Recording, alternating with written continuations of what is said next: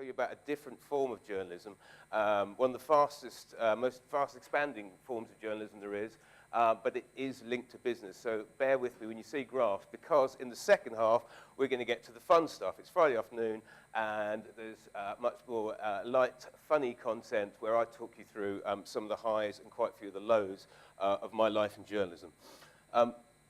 Before I start, you need to know who I am. My name's Scott Manson. I'm the Director of Content for Ogilvy One. Ogilvy One is an advertising agency in London. It's part of the WPP network, which is the world's biggest advertising network. So you're probably wondering, why is an advertising creative coming in to talk to you in Journalism Week? Well, as I said, well, before we get to that, actually, 20 years ago, this is why this is a bit weird. 20 years ago, I was in this very lecture theatre at Journalism Week, learning about journalism, because it was going to be my chosen career. It was something that I wanted to do. And thanks, actually, to the great work experience program you guys have here, I was able to start, I was able to come away with a small portfolio of work that got me my first job in journalism. I remained in journalism as a writer, as an editor of several magazines for about 18 years. It was a brilliant life, but as you probably know, journalism is struggling a little bit. There's, jobs have become more scarce. Certainly in some areas of journalism, I know the pay grades haven't moved for about 10 years. But as I said, the good news is that there is a strand of work where brilliant journalism brilliant journalists are still in short supply. And it's where you get to work on challenging projects, where the sort of art of storytelling, the art and craft of storytelling that you've learned is really useful. And, and it's a world of work that's really growing at a kind of blistering pace. Everybody is after journalists in this area. And crucially, it pays you what you're worth. I'm talking about branded content. So it's the hottest thing in journalism and in marketing at the moment. So this presentation, as I say, is two parts. First part, I'm going to tell you about branded content. The second part, I'm going to talk to you about some of the highlights and lowlights of pursuing a particular strand of journalism that I got into at the beginning, which is gonzo journalism. I'm sure most of you know what that is. So let's begin. Okay. So, nobody cares. There's so much content out there. In today's world, audiences tuning out marketing messages left, right, and center. So what do you do to get your marketing message across? You have to create compelling content. How do you create compelling content? You do that by employing people who are very good at journalism. And it's taken the marketing industry a long time to wake up to this fact. A lot of them are still using the old school kind of copywriters and art directors and putting those two together, this really, really old model that doesn't really work when you need to create content. And I'll talk you through a little bit more about what I mean by content in a second. Because people love to share good content. So content is, it could be, that amusing cat video that you saw on the internet, but equally it could be a life hacks, it could be a how-to. This is what I mean by content, and these are the things that brands are starting to create to hook the audiences in. And the best content, reflects your audience. So what do you like? What do you dislike? What do you find funny? This is where content really comes into its own.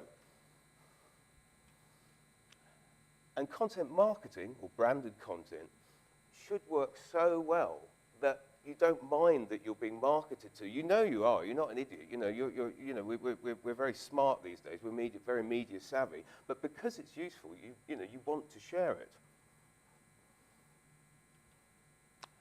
We're moving into the graph territory now, just so you know. I'm just warning you. So what does it mean, though? How do you do content marketing?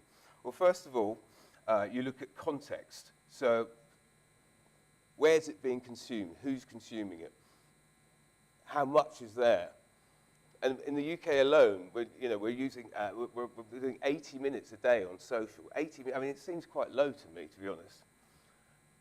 But the good news for us, for journalists, is that content marketing is increasing. So marketers, rather than spending their money on those big TV ads, those massively expensive advertising campaigns, which just broadcast to a really broad audience, nobody really knows who they're hitting.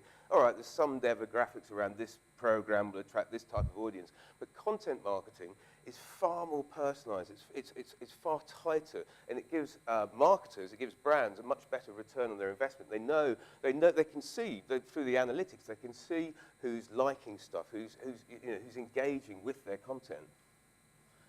But that doesn't mean that you lose the creativity. So the ideas and the stories, the fun stuff, the creative stuff is still very much part of the mix.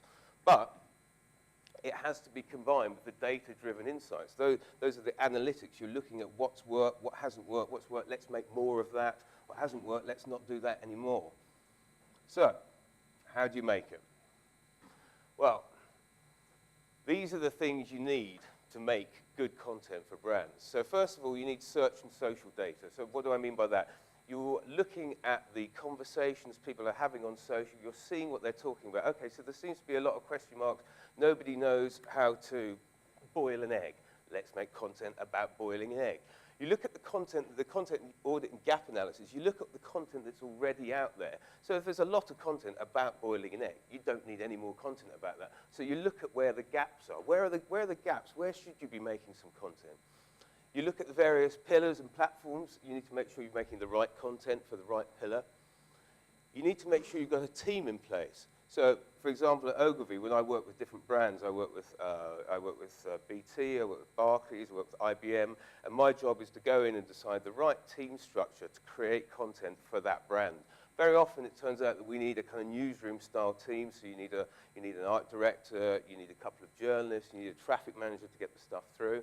You need to have weekly editorial meetings. So, you sit down with the client, you sit down with your team, and you talk about the ideas, you talk about what's happening in the world that week, because you can build content around that. You're talking about what the brand might want to talk about that week. You can create content around that, and together, you come up with a content plan for that week.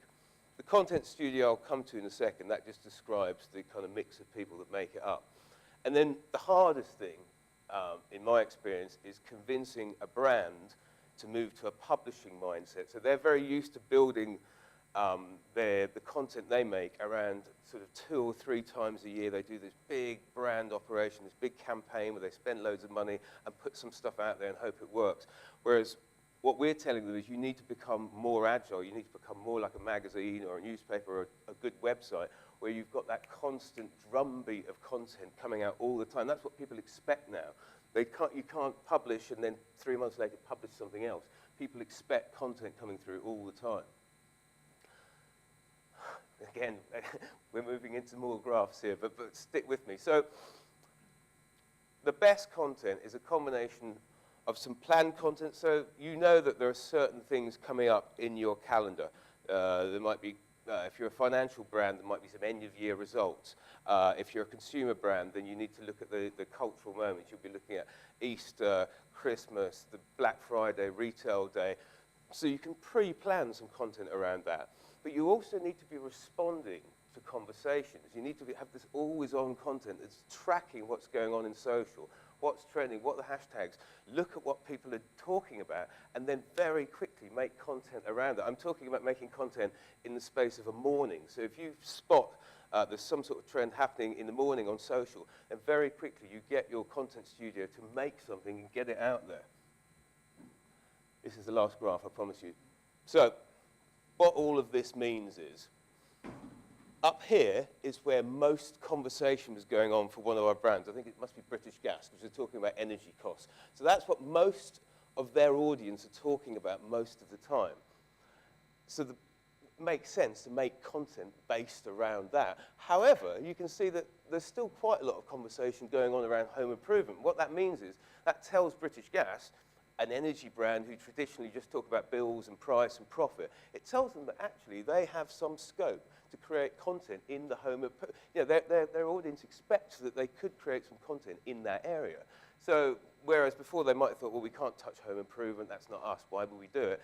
Suddenly they know that they can bring us in as journalists and we can start ideating some great content around home improvement. And what will that do? That will warm people up to British Gas as a brand. It will make them feel better about a brand like British Gas, who, to be fair, really do have their reputational challenges.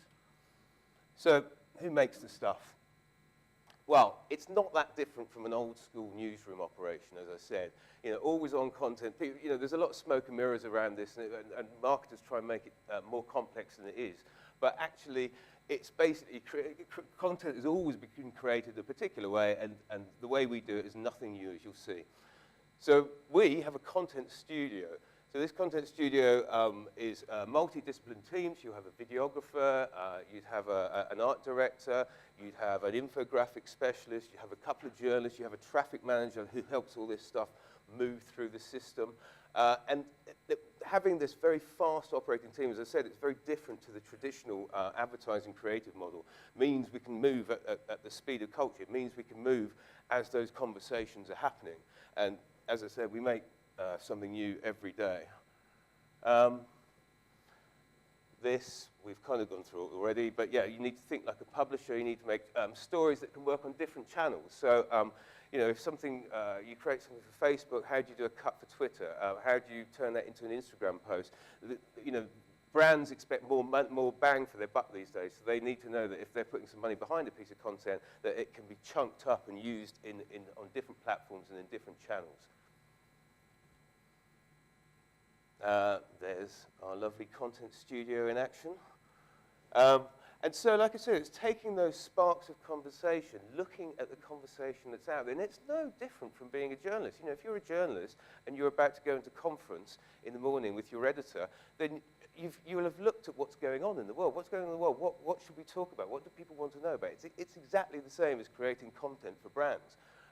You know, it's finding that creative storytelling. But, you know, part of the intellectual challenge, if you like, is actually you're more constrained because you're creating stuff for brands. And because of that, it's actually tougher to come up with the right sort of content. And I think that's what I really enjoy about it. I enjoy being a journalist and having that sort of freewheeling approach and being able to write about lots of different things. But the constraints with this actually make it a lot more intellectually challenging for me and my team, I think. So yeah, so we create lots of content. We have interview the odd celeb. And it's just constantly getting stuff out. Like I said, we're creating tweets, we're creating posts, we're creating infographics, we're creating stories. We're making stuff new every single day. And that's a few of our clients. We've got a ton of very big clients and some very challenging clients, but we all enjoy the challenge. Now, we're going to start moving into the slightly more frivolous stage here. So we might want to, there's potentially some libelous stuff in here. So whoever's on the live feed might want to stop it around about now.